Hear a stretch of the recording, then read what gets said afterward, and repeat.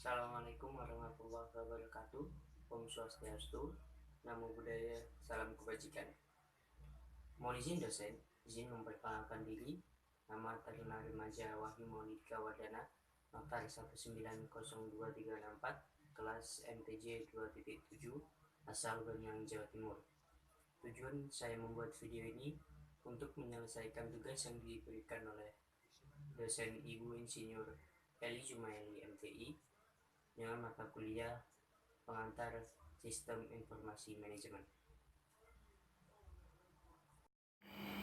Di sini saya akan menjelaskan tentang Incident Management System atau yang disebut dengan IMS.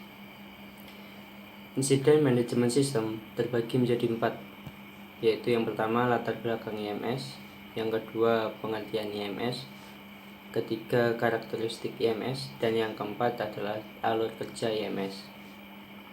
Yang pertama adalah latar belakang, yaitu dibutuhkannya suatu upaya untuk menanggulangi suatu bencana atau kecelakaan guna meminimalisir korban dan kerugian yang ditimbulkan dari bencana tersebut. Dan yang kedua adalah pengertian IMS. Incident Management System adalah sistem informasi yang digunakan untuk berbagai kejadian darurat, misalnya kecelakaan, kebakaran, atau bencana lainnya.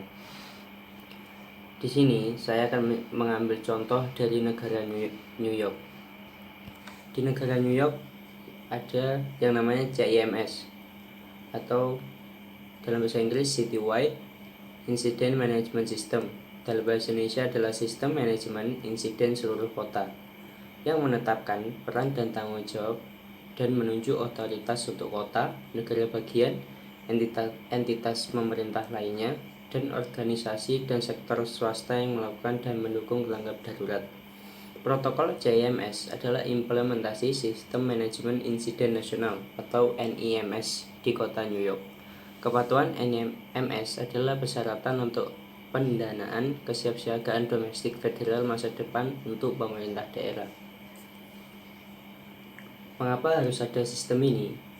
Untuk mengolah insiden darurat dan kejadian yang direncanakan atau tidak direncanakan di kota New York. CIMS ini menyediakan kota dengan struktur untuk mengolah keadaan darurat yang membutuhkan upaya terkoordinasi di antara berbagai instansi kota. Selama insiden berskala besar seperti pemadaman listrik atau runtuhnya gedung, berbagai instansi kota akan terlibat dalam tindakan tersebut. Badan-badan ini perlu bekerja sama jika mereka ingin menanggapi insiden tersebut secara efektif dan efisien. CIMS menyediakan struktur untuk melakukan ini. Mengapa CIMS penting bagi kita? CIMS penting karena memberikan lembaga New York City struktur yang ditentukan untuk menanggapi dan berkoordinasi dengan elemen pemerintah. Ini memastikan tanggapan yang efektif, efisien, dan terkoordinasi untuk keadaan darurat ketika banyak instansi kota yang terlibat. Selanjutnya adalah karakteristik IMS. Salah satu karakteristik dari Incident Management System ini yaitu melibatkan agen utama atau agen perintah.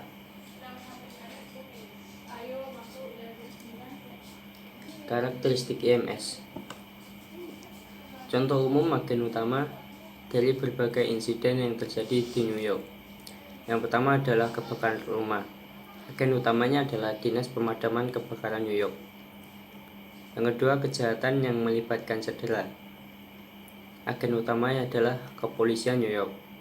Yang ketiga, bus terbalik, yaitu agen utamanya adalah Kepolisian New York atau Dinas Pemadam Kebakaran New York, tergantung pada situasinya. Yang keempat, keruntuhan gedung. Agen utamanya adalah Dinas Pemadaman Kebakaran New York.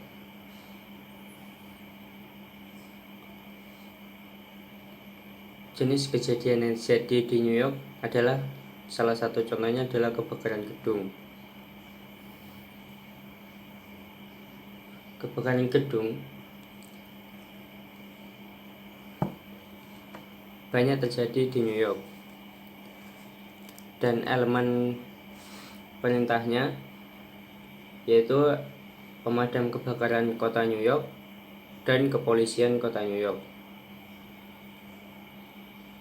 Dan yang kedua adalah acara khusus seperti parade hari Thanksgiving di Kota New York.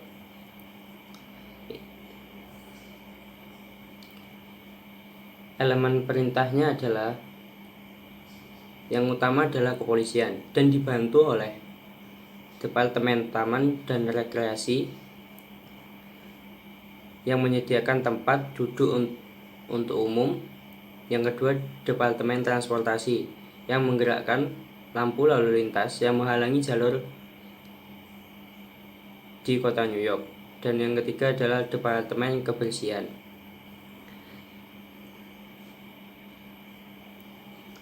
Bagaimana cara kerja dari CMS itu sendiri?